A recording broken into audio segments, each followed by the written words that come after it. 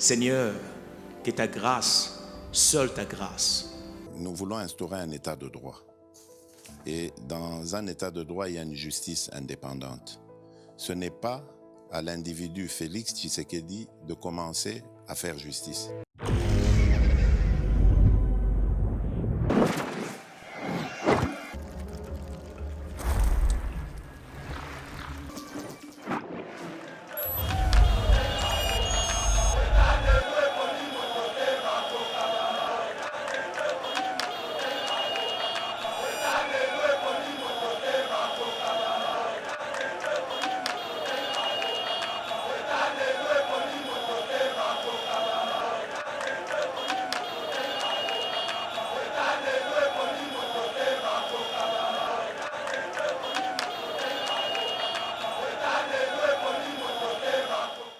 Un leader politique, un homme d'État, Nalinia Jean-Pierre Bemba, Namalamu Namabefa Kende vers appel.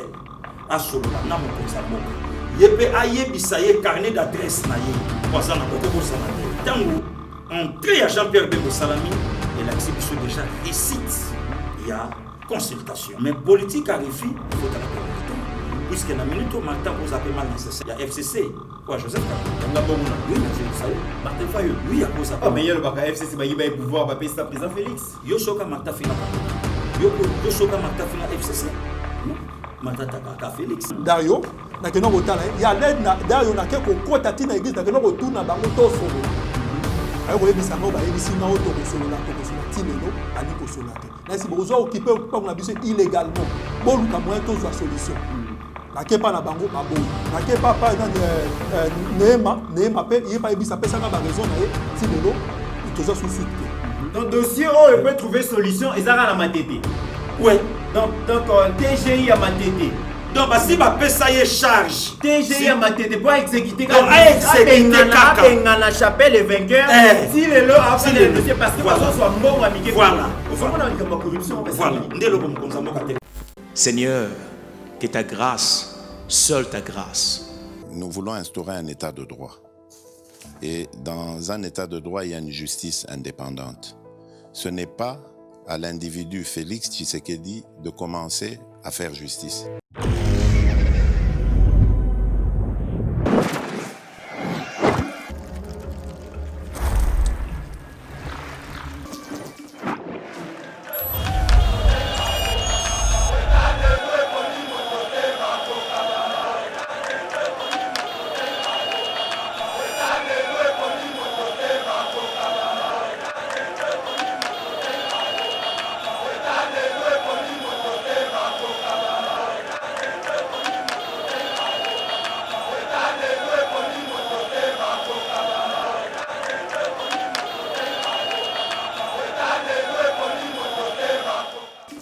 C'est toujours un plaisir de vous retrouver, mesdames et messieurs, dans le cadre de notre émission Éveil Patriotique. Merci beaucoup.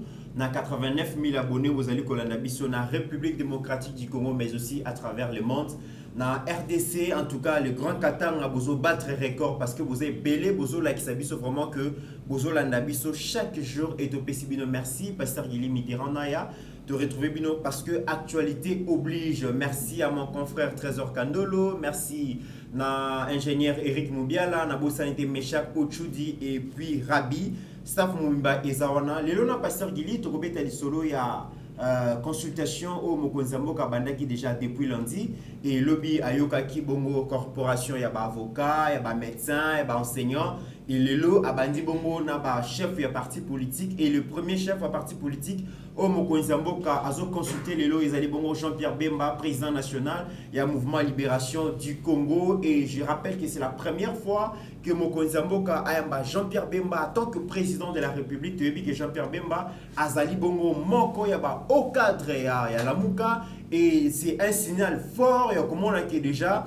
Jean-Pierre Bemba accepte de répondre à l'invitation du chef. Je pense que ça va laisser beaucoup de bruit. Batuming Bakolobela Yango, Tobo Sanité, Moïse Katumbi, effervescence, César Makassi, il est annoncé ce vendredi à Kinshasa, état-major, il y a Ensemble pour la République. Balingi va démontrer que popularité au Batmoussous Bagang et la Kinshasa, ezalaka nango ya batu wana te me bakolo nango bazali Jean-Pierre Bemba alakisaki de quoi il était capable na ko organiser marche à Tondisi Moïse Katumbi pe azo ya ko Tondisa ba oyo bon ba bénéficier na popularité ya batu boluka déjà nzela ya kokende. Pasteur Gili, bonjour.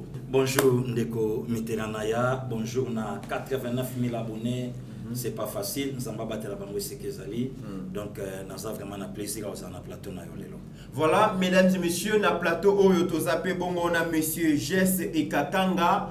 Toebike na République démocratique du Congo, cheval de bataille parmi Bitumba Mokonzambo Kazali Kobunda ezali état de droit, mais ezana batuti lelo bazo telemela état de droit, bazo utiliser ba positionnement politique na bango pour basala ba trafic d'influence bokoyo kayango parce que yeba TV tozali kobundela le respect ya état de droit et toyebike ceux qui justice et décision bakataka likambo wana na kombo ya mokonzi ya mboka oyo azali bongo magistrat suprême mais zana bato bazotelemela ba décision en justice bazotelemela état de droit bokoyoka yango na émission parce que Yeba TV toye vraiment koyebisa bino makambo ezali koleka. Monsieur Jess et Kakanga, bonjour. Bonjour. Bonjour, moi c'est M. Jess Ekakanga. Nazali liquidateur adjoint et association Ekakanga. Oui. Et puis héritier. Héritier P, il y a association Ekakanga. Il y a un les lopona dénoncé makambo ezo le kanambo kanabiso. OK. Parce que ça fait un bout de temps, nga nazara na mboka awa, il y a un réseau comment qui que ngapena bima na mboka. Yango na ye siko pona ko ba raison etinda ngala bima na mboka pour ba injustice et salemaki na époque ya kala. Yango na ye ko dénoncer yango lelo. Voilà, très bien. Bokoyo ka yango na émission oyo pasteur Gili actualité na moni déjà mikolo yo en tout cas ba pièce ya somme parce que consultation na habité yo uti déjà kuna tonengeni. Non, ngapena zo bongama ndeko meteran au moni bato musulelo bakoma koloba soka zui poste moko quelconque na mboka mutazalaka poli tango alaka ka simple mutu akomi député alingi soko banga bato te soko simbie ana immunité akomi lo fundu akomola taba costume pour na parlement et mutazalaka poli tango akomi place wa banga so bato te po azumbonga ko somba costume mais du moins babiso ba mususu zaka grâce aux hommes qui sont vendre peu ba valeur donc ils ont ça que tous à la boyer non seulement par rapport na yango mais valeur pe amusa le loto sala ngape na parmi bato mo konzi fa conseil et puis déjà moi des postes moko banda lobi na moni komi vacant oui bato bele bazolo ba ki en tout cas mo konza révoquer deux personnes moko yo pour sala wana non de comité bato ba ko sala blague qui na pouvoir ça ya peuple OK et puis na lobango c'est le parti oyo lelo azo mériter ko diriger mboko c'est l'IDPS. Au-delà de la divergence, nous sommes tous les deux. Nous avons parti où nous avons coupé le quoi IDPS. Nous avons parti où nous avons débauché le quoi IDPS. Dans 7 ans de lutte. Nous avons un débauchage. Mais il faut tout. Le temps où nous avons un débauchage, je viens Lambert Mende. Place où ça pour bailler. Pour la première fois comme ministre, après on a quel pot. Oui, qui IDPS parce qu'il est beau format Batoumabé, beau format Emmanuel Ramazani Chadari, beau format d'ambassade basé belé presque. Non. Classe politique elle est là donc 80% va outer na IDPS. Na lobby même 95. Même 95. Bato faut bailler ba que Chadari azalaka représenter IDPS na Maniema. OK. Mutakotsa musée na Maniema c'est Emmanuel Ramazani. Voilà. Bato faut bailler ba que mutoya na Denis Kamba na scène politique c'est son vieux. Oyo donc avec mon ka ba puna IDPS. Il veut Paul Kapika. Bato faut bailler ba ka histoire. Le lomoni mutu azolinga comparer PPRD na IDPS. Mutu azolinga comparer INC na IDPS. Mutu azolinga a comparer SID na IDPS. Mais non, des comités. Na SIDP. Na lobby na SID. Donc, mutu a comparé SID na IDPS. Ne connaît c'est la folie ou quoi? Le loyo tuna leader wana. Bo ala ta cravate na kingo. Et ça na batu ba kufa rien que ka pour na cravate. À cause de IDPS. OK. À cause de IDPS. Mais le logo mona mutazo linga a défié parti le collège IDPS. Donc yamona lo bakake prophétie ya papa Tiens Seke de Amulumba. Et bandisco koko kisama. Oui, na sous vérité naya. Mukolo IDPS a reçu pouvoir, Belgique a kotala Congo na fenêtre. Et bandi komo nana. Naya, oyebi ke po ozwa rendez-vous na monarque belge lelo. Il faut au côté d'invitation même 6 mois avant. Mettre ça dans ma caméra. Alors ça d'accord nanga. Mais le président de la République a fait des voyages privés pas kutani na mona. Quand même. Donc lelo Belgique a komi ko lenga Congo. Prophétie Etienne Sekedi Amulumba. Papa tena lobaka lobi bato bayaka na mwana wana Kabila. Bato bayaka na mwana na bango moko pe bakoya ko soyer.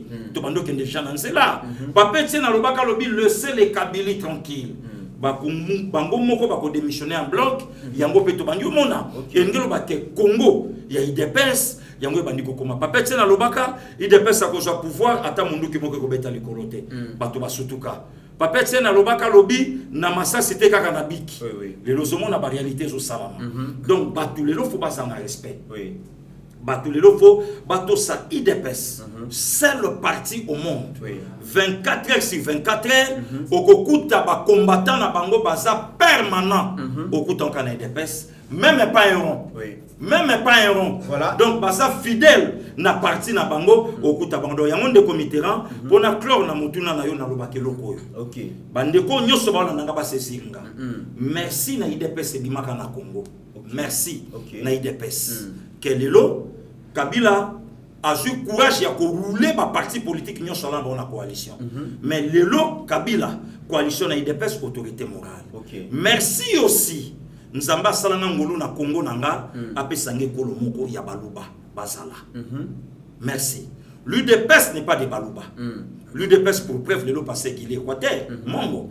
Mais lelo grâce pe ya tribu wana lelo tetites na bango et ça là que lelo Kabila azo piétiner pe esi kazali. Donc yango lelo batu quelque part il faut ba yeba kailo ko nande ko na ya soki batu baboyi toko lakisa pe histoire mutu moka ko bunga vie bombo côté première universitaire à l'Occident mongo mais batu pe ba yeba ke na mboka nanga premier docteur en droit muluba batu pe ba yeba pe na mboka nanga meilleur buteur il y a tous les kanti lelo il y a Afrique muluba batu pe ba yeba les meilleurs guitaristes ya mboka nanga muluba batu pe ba le premier prêtre noir malgré Moulouba Masangsa pe makila nanga imongo Albert Malula Ngalula.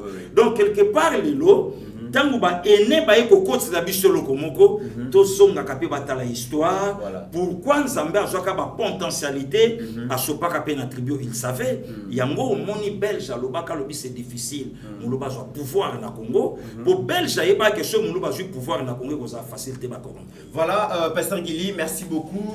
En République démocratique du Congo, nous avons besoin donc il y a unité, il y a solidarité parce que 45 plus de 450 tribus ceux qui te côte ici tribalisme et cause à la passe tous a besoin d'unité et notre force réside dans l'unité et non dans le tribalisme tout ce tribalisme on a pasteur Guili, troisième journée à consultation aujourd'hui les chefs de l'État reçoivent Jean-Pierre Bemba, président national de la parti politique Mouvement pour la Libération du Congo. Et c'est la première fois en tant que président qui a coûté Jean-Pierre Bemba. Jean-Pierre Bemba, qui est en opposition, qui est à Genève et tout ça. Et le logo, c'est quand même historique.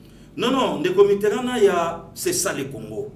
Au moins, le Congo, les autres, Congo, il y a besoin que tous en abisso na quatre opposition mais mité man abisso za ko fongwama donc yango moni na bande ko betelo lisolo tous en idéologie et mon le Congo ba docteur Lielema ba docteur Ilobos bande comité na ya engelo banini atana sana ngana décider ce qui excusez et le comment malamu isalami na Congo na soutenir yango Jean-Pierre Bemba c'est un citoyen congolais on s'en a pété c'est le beau-frère du chef de l'État ba te belé aspect na ba bosana yango beau-frère il y a chef de l'État le lot tant ba tu bande comme sou ba yelaki biso likambwa guerre boma moloba il fallait lever Adolphe Muzitu abo mape maman Chantal il fallait mon vieux Jean-Pierre Bemba abo mape maman Liliane voilà encore la mauvaise foi voilà la sorcellerie maintenant tant ayo kimbela un leader politique un homme d'État na linya ba Jean-Pierre Bemba na malamu na mabefa kende vers appel a solola na mokonza mboka yepe ayebisa ye carnet d'adresse na ye poisa na ngoko bosana te a expliquer carnet d'adresse ayebisa le chef de l'État oyebi politique il y a refus et je ne sais pas Tienne moi si mamuke politique à chaise vide voilà la chaise vide mais maintenant tango entrée à Jean-Pierre Bemba Salami et l'exhibition déjà récite il y a consultation des comités ndeko sangwa ya mbainga na plateau na ye azolandanga alobi nanga alobi passé ki libo bank sa FCC te na tuni pourquoi alobi oyebi panique ozana FCC mko Jean-Pierre Bemba kotelema na chef de l'État oyebi panique ozana FCC mko Moïse Katumbi akotelema na chef de l'État kobosa na te FCC jabasi ba ki manœuvre yango moni Kabila risé qu'il est asalaki déjà slogan ya Katango Katangé. Oui. Donc bakangisa déjà Katumbi na Kabila pour Kabila yebi ke Katumbi asana batu simana ye tikanga na benda lokola Kabila ala na makoki ko vendre tout mais a garder qu'un fauteuil na ye comme ça na promettre Katumbi. Katumbi fait à se référer si Katanga au Katangé, mais si aujourd'hui moi Katumbi je suis rentré au pays à cause d'un nom Katangé, si moi Jean-Pierre Bemba aujourd'hui na lali nandako à cause d'un Mbakate, à cause d'un Mouluba mais congolais, donc politique contre lingi na Congo lelo yango wana. Bravo na mon vieux Baimoto Jean-Pierre Bemba. Tolobite a commis un taille d'épaisse. Tolobite a ça d'accord na chef de l'État. Mais du moins, à répondre à l'appel wana, mais à quel kobimisa o yasana mo pour na chef de l'État. Voilà, et puis déjà, ce qui sera aussi historique, ils allaient bon arriver, il y a Moïse Katumbi, que ça fait plusieurs années, si on peut le dire. Moïse Katumbi a tiré la Konyata Kinshasa, tout le monde a même pumé les mêmes Katanga, à Kenda Exil, à Zongi. Et aujourd'hui, c'est vendredi, tout le monde qui est adepte, militant, militant, il y a Ensemble pour la République, Bazo s'est préparé. Et Moïse Katumbi a koyapé mokonza koyambaye toujours rappeler que Katumbi na bemba bazali dans baza bongo na lamuka aux radicalité opposition républicaine depuis que le président Félix est président tout le monde a baza ba discours moko vraiment conciliant baza un discours moko ya malamu babi opposition républicaine, ça veut dire que ya malamu to soutenir ya mabe to dénoncer. Et Jean-Pierre Bemba na Moïse Katumbi face au président, mais la Mouka déjà, Martin Fayulu, Balobi déjà, Fayulu a eu invitation, mais à Boyate. Non, bon, c'est normal, il faut comprendre que Martin Fayulu pas jouer dans la combo de commetterants. Martin Fayulu pas jouer dans s'accaparer d'abord, il a contribué même pas à 5%. Oui, le bananga tabakinois. Mais va fabriquer déjà. Mais justement, des commetterants tant que l'amour qui est là quand triomphal, tout ça là na yo na pointa Martin Fayulu ka. Martin c'est un opportuniste, perd ta ballon il y a 4-5. A joué ballon à point penalty. Mais tandis que ils en a bateau yo basala ka match. Ba na kati, o batu ba yebi ke mutana sala match na un opportuniste. Donc c'est différent. Donc les lots qui Martin a lobby ayate et qu'occupé ko sala fuite et qu'occupé ko sala ye manque ya carnet d'adresse. Donc à ça nangote il dira quoi. Ngape na ngana yebisa Martin. Makambo be penge balobaka. Keno likamba vérité désigne Martin pas aussi amanango. Akaibisi mukonzabi bon voilà ngana na carnet na ngai. Talanga programme na nango sali kambo ya sortie à crise exemple bon na yebi que chef de l'état autour na sortie à crise ça non yo so ba élection té talaboui on selon Martin mais politique arrive il faut taper Martin puisque na minute Martin cause appel mal nécessaire à il y a nani il y a FCC ou Joseph Kabila yanga moguna oui na joie ça yo Martin Fayulu oui à cause mais il y a le baka FCC ba yiba pouvoir ba pesa président Félix yo soka Martin finga Kabila yo soka Martin finga FCC non Martin Takaka Félix. Donc besoin payer à Martin consultation au pays c'est peli ça était on appelle anglais mususu. Donc Martin linga qui coalition et ça là mais azoko ka ko fixer opinion te que na linga ka coalition ça là ponga Martin na siama. Les lots déjà sur consultation au et reçu n'engue zokende pour aussi parce qu'on a retenu force à Martin et vous savez est-ce que Martin a s'opposer na Jean-Pierre est-ce que Martin a s'opposer na Moïse Katumbi est-ce que Martin a s'opposer na Fachi tandis que n'enga lobeli kamba sorti de crise akoka pe ko bimisa idée na ye malgré que yango pe azongo pa na biso mais akoka pe ko kenango pa chef de l'état a expliquer yango mais bande kona ye wana pe ba ko linga pete Martin Fayulu akene vous savez pourquoi de commetterant Martin Fayulu aza parmi batu oyo ba pekisa pape Tienne na 2011 ba kena cour mais e ko arrivé na 2019 Martin Fayulu akena cour Martin salaka na besoin pape Tienne te Martin salaka na besoin e figer pape Tienne pas comme Martin a commis ndenge moko na baki pungu nyonso na bana sima Martin besoin na bango za Martin Fayulu te mais besoin na bango za Martin Fayulu asiama et permettre bango pe lobby basala pe combo na bibonga l'état car ndenge pe Martin sala. Voilà, dernière question Pasteur Guili, pourquoi opinion nationale bazo s'intéresser beaucoup plus dans la rencontre ya président de la République na Jean-Pierre Bemba et puis na Moïse Katumbi parce que le lobby message est fort, il y a au monde qui ko banda bongo na ko yamba acteur politique surtout ba chef ba parti politique pour les présidents commencer avec Jean-Pierre Bemba. Est-ce que c'est un message fort pour dire que la Mouka to enterré ba hache de guerre to ya ko s'unir face à Bayini ya Mboka ou Zali FCC? D'abord on est commetterant pour ça l'opposition na IDPS na Congo ça passe. puisque les lots bateaux nyonso ba osa l'opposition mentor na bango za IDPS. Bateau nyonso le ba osa ba marche mentor na bango za IDPS. Bateau donc c'est le seul parti où EPC bateau mikanda na poto ndeko nanga sawana. Le seul parti EPC bateau mikanda na poto IDPS. Voilà. Na muto IDPS te. Na muto asa muluba te pour le komi poza na IDPS foza muluba. Na Congo ya zo mukanda na IDPS le lopé na ebité surtout fingi peka Taliban. Donc vous comprenez. Donc le lot Jacko Yamba Jean-Pierre Bemba na chef de l'État et je l'ai ça Congo au facha zorifé. OK. Congo au facha zorifé. Congo y a unité. Il y a unité. Opposition ça là na yo, mais du moins pour na Congo où il ba na ta salva de la patria, boalu ba chitunga. Donc tout ça na biso nyonso. Le vrai problème est ça. Le vrai problème est ça tout séché kaka ya Kabila. Est-ce que Mokonzambo va penser à la Mugate? Pour ceux qui déjà Moïse Katumba, Jean-Pierre Bemba, Nani Martin Fayola Boy, est-ce que vous avez déjà dislocation à la Mugate? Mais il y a beaucoup la Mugate. La muka wana fachit papa tiena lobaka tola la punga ba bébé facha ya bitola muka yemo okolo la muka voilà lelo soki la muka isimba te puisque boussole na wekenda voilà et vérité yango wana voilà mesdames et messieurs toko yamba bongo ndeko na bino Jess ndeko na biso Jess et Kakanga boyoki a le biazali héritier mais aussi liquidateur adjoint et à concession et Kakanga aye comme na biso na Eba TV ndeko bonjour encore une fois de plus. Bonjour papa.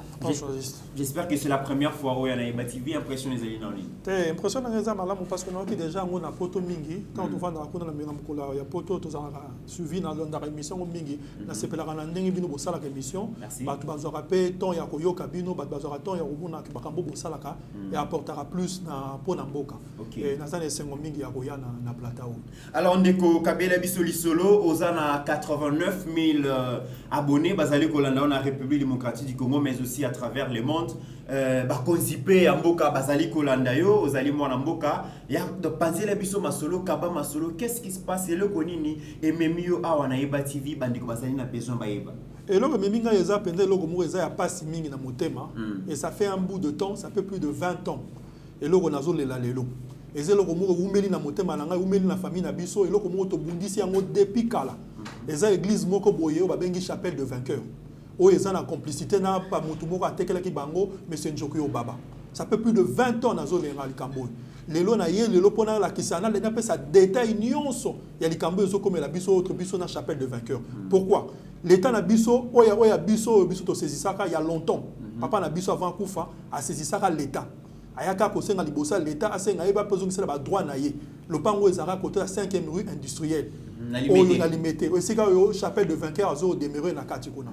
To saisir l'état na papa na biso a saisir l'état ayeko senga l'état se peut na ba droit na ye l'état to bandi na procès depuis ça fait ceux qui plus de 20 ans procès wana ayeko katama na 2005 ba papa na biso ayeko zo arrêt à cour suprême de justice o e permettra ki ye a ce pour droit que azalopango wana ezala ye après wana biso to yeko konta na lopango wana ayeko sala ke ba kondiwa ya kala wana o ba yeko kota na complicité na bato na biso ba bengi directeur à cabinet ya président Némi ayeko kota en contact na bato ancien directeur à cabinet ya directeur à cabinet ya président Kabila ayeko kota en contact na bato église comme il est pas un membre église wana ayeko sa influence na ayeko pousser ministre de la justice à l'époque wana abimisa biso na ndako malgré que ba décision o ya l'été ko ya ki ba décision ya cour suprême de justice malgré ba décision wana yi atali bongo te atali mibeko mboka te ayeko violer mibeko mboka na complicité ya directeur à cabinet ya président akala biso to ko bimala lopango wana e ko sa mikolo miko eleki mukie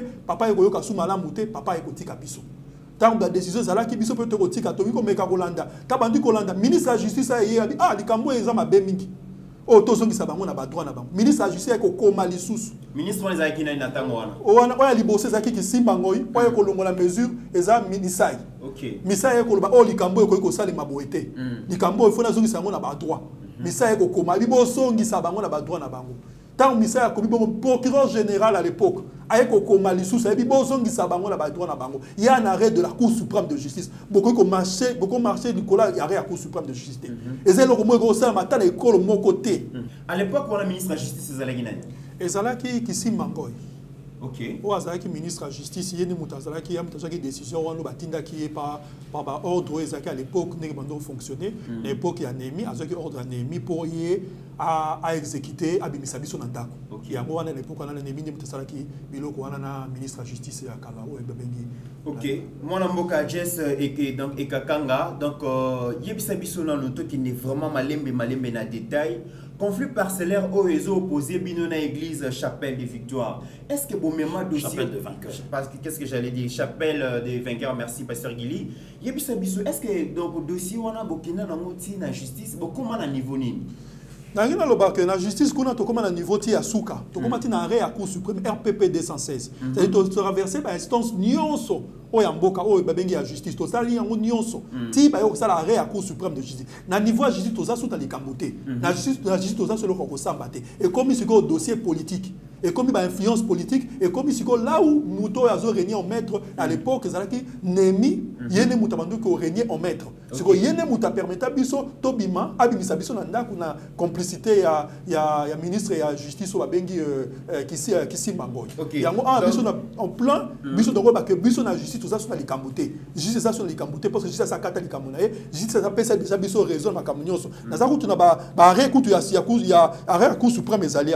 Au hôtel RPP 216. C'est les arrêts à Cour suprême RPP 216. Moutunio ça koki ko kende ko vérifier ko vérifier na Cour suprême de justice a remona mabikano na salaki o a remona mikana ndenge zali ndenge nini ba salaki que arrêt à Cour suprême ndenge ni ba dispositif ni on ça arrêt à Cour suprême soloba na kati arrêt na biso. Est-ce que PGR vraiment appelle ça ba instruction que ba décision ne se a exécuter? Bien, ba décision ni on se zalaki o PGR a sengaki o ba sengaki par rapport y arrêt à Cour suprême. O a sengaki que Cour suprême a exécuter ba arrêt à Cour suprême. PGR a qui ba décision y a été PGR a qui ba décision et pesa na Cour suprême. Il y a ça qui on a juste pour faire exécuter ba décision oyoyo Cour suprême qui comme Makam ou Sengaki. OK. Donc ça veut dire que à qui ba décision Misatu à Sengaki bon on a procureur général il y a Matete à Sengaki qui en tout cas ba exécuter décision là à combien la ba conservateur il y a Moamba pour ba annuler ba titre foncier le kuta nyonso ba pesa batu na bino bato bazo ba s'opposer na bino et puis il y a Misatu à Sengaki pe na procureur général il y a Matete la exécution il y a ba décision est-ce que balandela yango bon si quand on tourne mutu na malamu parce que si quand moins balandela yango ça quitté parce que ba décision na nyo so Misatu ezalaki contre na mutu mo ba bando benga tout puissant à l'époque wana zaki nemi ye muta contrat que ba décision ezala respecté mais une de ba décision lokola o ya titre foncier mais ce titre foncier ça déjà PV na ya annulation ezali na pour procureur général a comment lettre na ye ya osenga réquisition de force eza stoppé parce que pour pas benga na bango mais eza stoppé parce que ba haut dignitaire ya époque wana bazalaki sur dossier wana parce que ba qui influence à l'époque wana biso peut to komi pe na menace ezaki sous peu possible te que ngapela tika la sur mboka ngala famille nga tu sous possible te otika na mboka parce que bandeko wana ba comme ko biso na ba condition moko boye que to ko tika sur mboka te d'abord ko na première te pona bisabino que avocat na biso ba Tolé Mbouimbi a été radié na barreau pour na dossier et les autres naza vraiment pendant na douleur makasi pour na likambo et komaka pour na komela kai wana nazo profiter pour na olobelango et nga personnellement na sepeli mingi comment na kozonga so na mboka awa pona kolobela likambo tozozongela yo pasteur Guili ba dossier oyo ezanga kana mboka oyo te ezana batu oyo bazokanisa ki bazali kolo ya mibeko likonzi tozana constitution de la république awa oza conscience commune ya biso ba congolais to vota yango esengeli to respecter mibeko ya mboka et lorsque décision moko ya justice ezwamaka ba exécutaka yango na kombo ya mokonzi ya mboka oazali bongo le premier magistrat de la république et na instance ya suka bandeko bakei na justice pona likambo lopango na bango bazali kowela yango na chapelle église chapelle des vainqueurs justice epesi bango raison basengi ke ba exécuter ba décision ba benga na église wana bana mboka ba reprendre parcelle na bango. Mais le coup là, l'église ou la chapelle les vainqueurs, bah moni qui est devant justice à mboka bah quoi, moyen bakende sous place et place mususu ezate bakomi kosalela oyo tobengi ba trafic d'influence parce que moko na bango Nemi Moulania, il s'agit de lui. Le Azalaki, directeur à cabinet à Joseph Kabila, a utilisé bongo ba influence ya fonction na ye pour na nuire bakolo lopango oyo. Parce que Giliba na mboka ba kimi mboka ba kei exil na lo bata bongo. Parce que ba menace de mort ekomaki likolo ya lopango na bango. O bazana ba document nyonso ba ibité, basala ka politique te. Parce que Gili yikambo oyo état de droit ezongi. Pourquoi na matete parquet à matete bakoki ko lukate ko exécuter décision na pona nini bato bazo telemela état de droit na mboko. Ndeko Mitterrand na yoki somo na motema na ngai po mbisi na yoki na mawa koyoka ndeko ekakanga koloba makambo ninga lobi na monoko na ye. Ndeko Mitterrand soutenons Fachi, c'est notre sang. Bitumbo Fachi azo bundalelo eza pona famille Tshisekedi te. C'est pour nous les Congolais. Tala mwana mboka. Eloko ya tata o ya boti ye, tato ya boti bango. Mais force maléfique o to sala nango na mboko yo. Ba utiliser relation, pourquoi? O ya sala ki directeur à cabinet ya Joseph Kabila, il semblerait qu'à la CP diacre kuna na yeba te ki diacre ngo ya la paix. Ndé na yoki. Azala diacre. Il semblerait. Na makambo nyonso to yebi to mona ka diacre. Ba bia sambela ka makasi aza diacre. Donc il semblerait Azadiacre alors a utilisé force na bango et na église ndeko Mitterrand. Trafic d'influence. Lo sambo nini nzamba koyoka bino église bozo sambela nzambe na mabele o bakolo nango basolela. C'est ça le grand problème pasteur. Toyoka ka chapelle de vainqueur yango.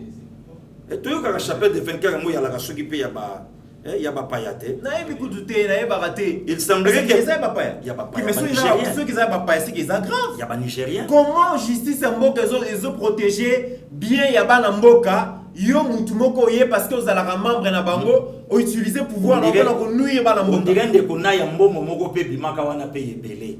Oye sombaka pe personnalité ya motopo ba kolo droit ba kolo mabele. Oyo liwa pe ya papa ekakanga ekota pe koza makambo. Peut-être papa kufa pour la dossier. Peut-être te ya kufa pour la makambo. Si papa ke atiki bana. Et le long de Mitterrand na ya bato baso ko invoquer nzambe na lopango yo ozota la chale liquidateur yo azo telengana. Et maman azo souffrir libanda. D'ailleurs le Mitterrand otala vidéo ya mokonza mboka na Londres. Maman moko abima wana azo koya na mabele azo lela azo baluka mama wana. Ah bon? Ouais. Kasi ne mon sa papa ekakanga veve. Papa Jess, makambo oyo pasteur Guillet azali ko affirmer. Tout le monde a vidéo moko na je pense dans Londres. Na Londres. Maman moko koya na mabele et puis a attiré attention mokozi. Ba solo na mokozi. Ça la kanini ce gazalaki maman ya dans maman na bino.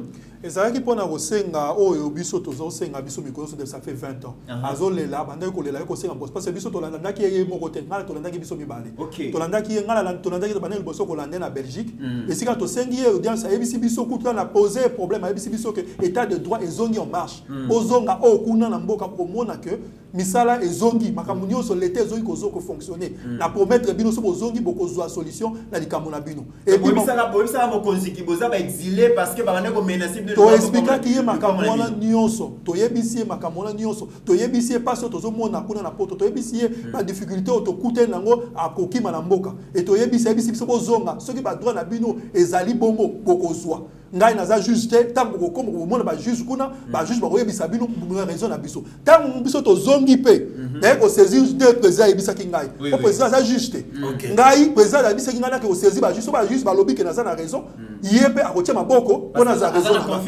ya justice na biso tango nga na komi na sali kaka ndenge mokonzi mboka senga ki ngai na ke na saisir inspectorat général akomeli nga mukanda parce que mikano na kotele inspectorat général lobby na oza na raison totalement inspectorat général yango alobi oza totalement na raison de makambo ozoloba yango asengi na ba service eza compétent ba service esengami o bazongi sanga na ba droit ayo kosenga na service à matete alobi bo exécuter ayo kosenga greffier à matete ayo sibango ba exécuter greffier à matete asali musala na malam akotiseli kuna na kuna pa mama présidente hier kuna avandeli dossier siko esika mokele makambe bandine wana ba ordre wana ka yakala ordre wana mutu wana yakala il paraît qu'atinda ki soki nini asali ndenge asali avant de dossier mbongo ekomi koleka na CC ko financer po bafandela dossier exécution ça le maté yango ezo sala nga passe on retourne soki kaka ba magistrat FCC bazaka en vie toujours nyangina yeba.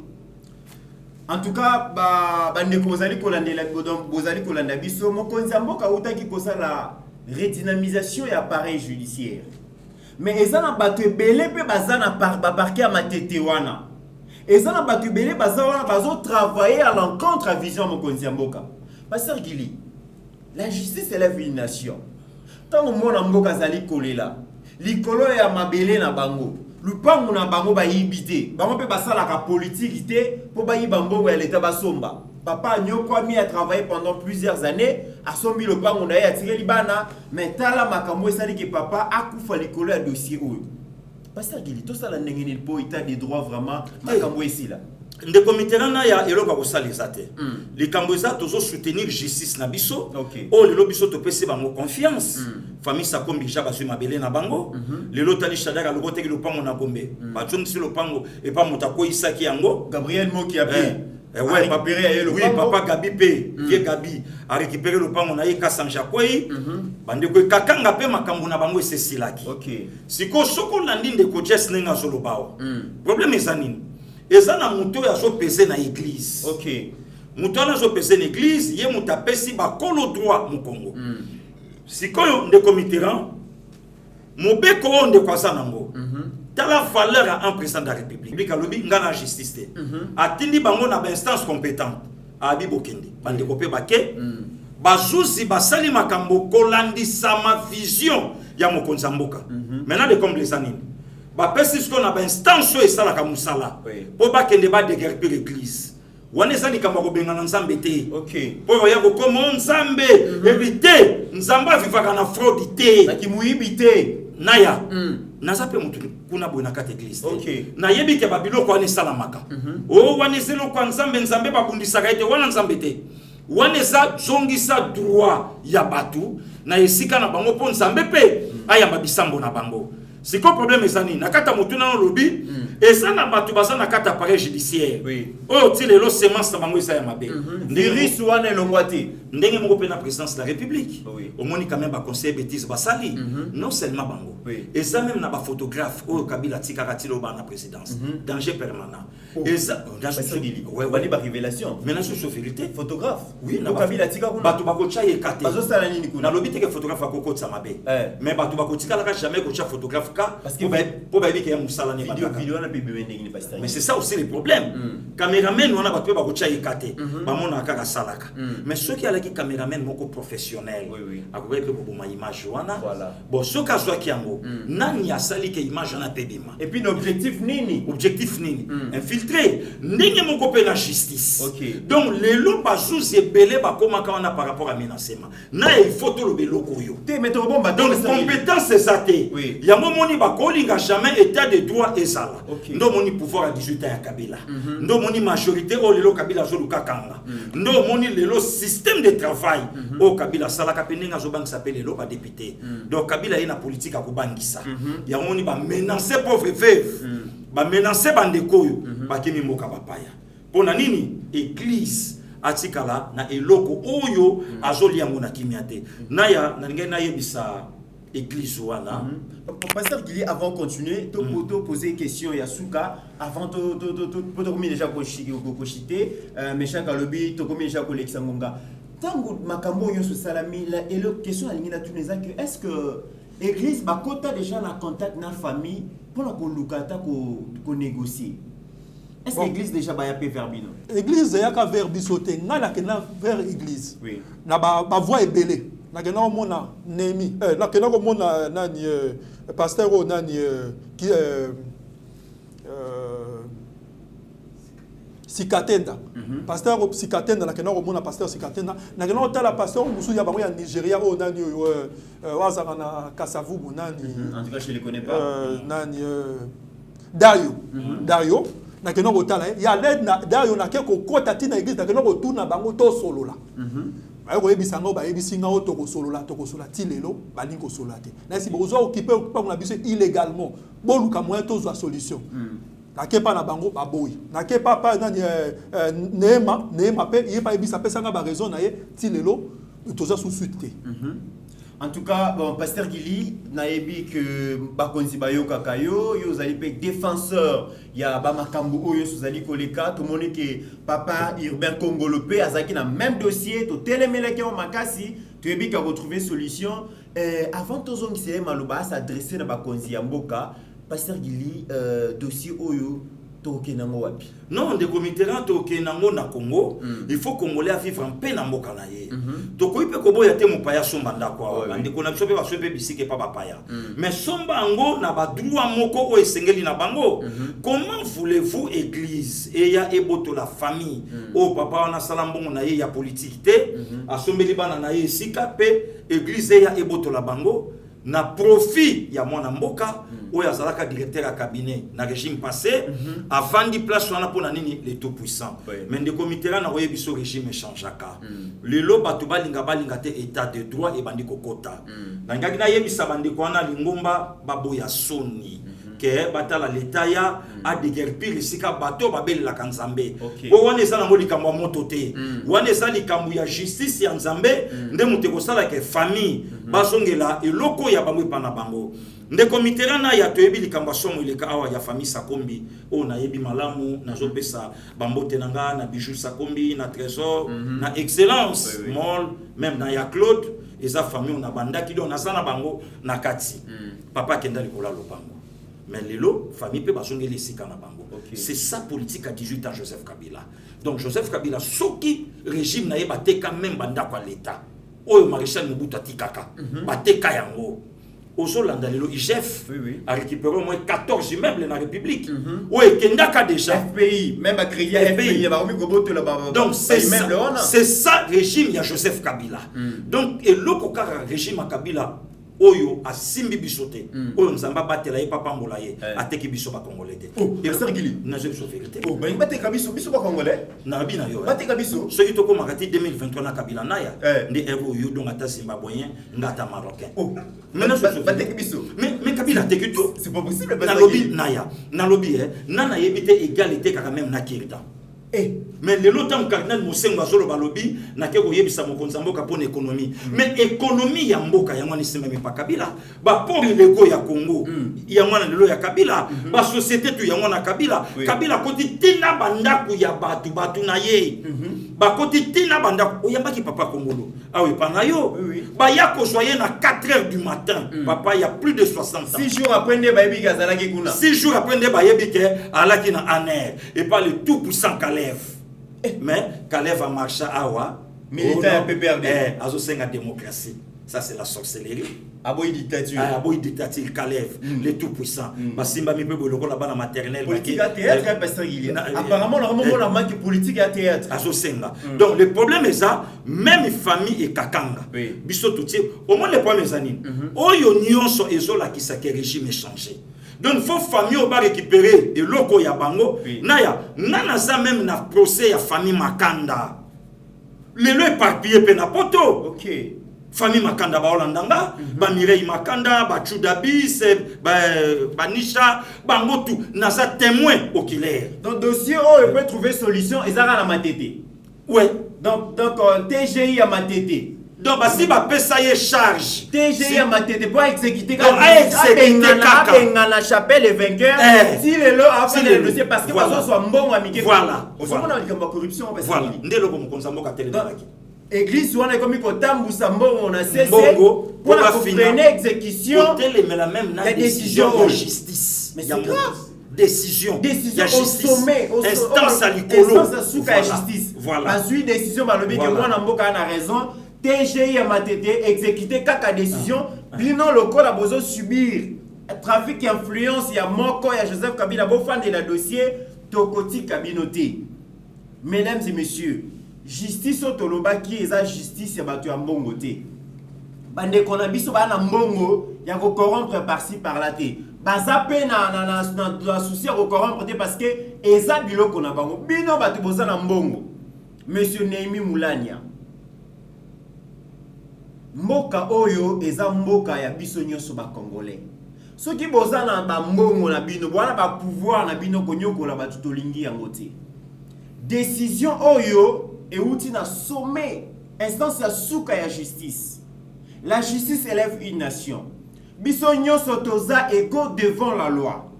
Lokola bandeko ba na raison na bango. Église, chapelle des vainqueurs, bozana mbongo ebele. Basoma mususu. Le kosomba place bokosomba na maluku espace ezali. Bate ya kabalobi espace ezali. Ndeko miti bate ya kabalobi ba bibu kakimia. Voilà, kakimia na ba nyonso la mitema. Bozo ça la politique bolobi bat baza na sima na bino même ope bazo ça baza ba électeur. Mais oui. Est-ce que biloko boye pona yo moko? Est-ce que akosepela na FCC? Est-ce que makambo bozali kosa la Congolais azali kolanda mission azali koyoka biso? Est-ce que akosepela na bino? Na betelo lisolo. Muto yo zotangela komba vandi na kata dossier. Oyebi kabimaka pe député. Mais yo tourné na SCP ba votaka été. Te ba votaka été? Ba votaka. Wana nga na yebi. Ba menace. Na fisi ba marchand nga na yebi. Ba menace même muto asalaka élu. Voilà. Voilà ba soit siège à mutu musu ba pesa monsieur Nemi Mouladi. Voilà pouvoir à 18 ans. Voilà pouvoir à 18 ans. Et alors to limiter ba trafic oyo to lingi yango te. Ba trafic d'influence oyo esengeli ici là. Justice est indépendante. Et puis décision ya justice ba s'opposa kana yango te. Comment l'individu a prendre instance mobimba loko la TGI à matete a tient na poche na ye parce qu'il a l'argent à se corrompre et puis bazo s'opposer na exécution il y a décision oyo bazo exécuter na combo ya mokonzi ya mboka. Non mais c'est grave. En tout cas mon mboka Jess et Kakanga na kusenga aussi adresser na mokonzi ya mboka. Naza convaincu qu'Alanda Kabiso yazali le premier magistrat la République. S'adresser à l'instance nyonso ya justice. Attaque déjà, besoin qui décision, mais local il y a des résistances. S'adresser à bango et puis biso peto boloba. To pesio maloba. Na ko senga na mokonzi mboka pona likambo na nga oyo on a posé qu'il y a problème na Belgique. O sika tokota na Belgique na posé qu'il y a problème na ngai que o nazaki na victime ya injustice wana. Oyo que on a ekosenga ye na kutana ki na Belgique na kutana ki na pesu na Londres a rassurer ki nga bi na ngai soki na zongi na mboka ba kozola nga solution tango pe na komi na mboka par rapport à makambo ya lobaki na ngai na yeko mona ke ezaki pe ya solo nga na yeko senga service ya inspectorat général a pesi ngai pe liano a ebisi ngai ke nde na matete kuna ba ko répondre na décision oyo ozwaki na Cour suprême de justice marge wana bato matete bazo sala eloko moko te yango nazo senga mokonzi mboka a instruire ministre de justice à permettre biso to reprendre eloko na biso oyo justice a sakatela biso likambo na ya Cour suprême de justice yango nazo senga pena mokonzi mboka. Merci beaucoup mon mboka Jess et Kakanga na ebe que bakonzi balandio ba service à mokonzi moko certainement Alandio, ministre de la Justice P. Alandio et Tozoli qui vraiment dossier oyo et qu'on trouve suite favorable. Pasteur Gili, na pesio maloba pour clôturer émission lelo. Merci beaucoup ndeko meterana ya ndenge oyamba inga na plateau na yo na ndeko ekakanga nga na ndimela ka Congo na yebi ete Congo ya lobi eza Congo ya lelo te pe Congo ya lelo ezotambola malamu kino ko Mexico kokoma. Libonde linange alaka ya kosunga mokonzi mboka pe musungi na ye mama Denise Nyakeru na mukumba oyo basanango ya kobatela mboka na biso vraiment bandeko nyonso bolandi biso kimia na mabota na bino na yebi Nzambe oyo asala biso na kati ya mboka oyo akobundela Congo kino Congo ekolonga en tout cas 89 000 abonnés merci Yeba TV afongola ba porte na ye na bato yo nyonso ba yebi ke bakoki batekelo ko na bango na mokili po eyo Canada lokola ndeko ndenga ye Yeba TV akolobela ba valeur oya malamu vraiment Nzamba batela docteur Lielema ya mama Justine Nkola Bomba ye Nzamba batela Molembe Kinzambe abatela o bandeko nyonso ba Holanda mama Julie ya Adam Nzamba batela Flo et les Taylor baya Nicole baya José baya Martine baya Christine vraiment kolo abomba bango na yebi ke soki yeso azongite to mona na biso ba pichumole Nzamba bomba bango ba Sandra Mouyesika baza depuis Montréal Kolo Aïbanding Nini Akobatela Bango. Vraiment merci à vous. Merci Pende Comité Lanaya. Merci beaucoup, Pasteur Gili. Merci beaucoup, Mwanamboka Jess et Kakanga. Mesdames et messieurs, les Kambouya, trafic d'influence de Tozoboya, les Kambouya, tout puissant, intouchable de Tozoboya, les Kambouya, Koboto, la Mapanguya, de Tozoboya, Tozoli, qui est justice, Yamboka Nabiso, et ko permettre à ce que moto na moto, la propriétaire, il y a le connaît, et que ce que boto le moto le connaît, à la justice, et c'est que la justice est rétablie, mais tous allez quoi attirer vraiment. Attention, il y a bande konabiso bazali na TGI ya matete ezali malamu te que to salir image ya mboka na biso parce que mutu moko azoya ko entretenir ba relation peut-être personnelle to azali koya na ba billet de banque pour la s'opposer na exécution ya décision ya justice o ezoma na haute instance tolingi ya moté état de droit et sengeli ezala respecter to pesi merci na monsieur Patrick Ikani Oyo Ikani Batanga Oyo batie vraiment à disposition ba congolais na ba congolais copie o ya constitution to lobi que ceux qui besoin a besoin nango en tout cas ba numéro ezali wana numéro à Pasteur Gili numéro à Mitterrand na ya et sengeli toye bato maîtriser mibeko likozi droit na ba devoir na biso na comment est-ce que ba institution république fonctionne ka nyonso zali coucher awa na constitution où ezali bon conscience commune ya biso ba congolais na ba congolais sokoza na posa nango numéro ya mwana ezali papa Albert Bakat maman Marie-Jeanne Suisse merci beaucoup na soutien na bino na bosanité papa Biembongo oazali bongo fondateur ya Fondation Benjamin. En tout cas, merci beaucoup de soutien vous allez quoi apporter Naïba TV. En attendant, mesdames et messieurs, portez-vous bien car chaque jour est une vie. Seigneur, que ta grâce, seule ta grâce. Nous voulons instaurer un état de droit. Et dans un état de droit, il y a une justice indépendante. Ce n'est pas à l'individu Félix Tshisekedi de commencer à faire justice.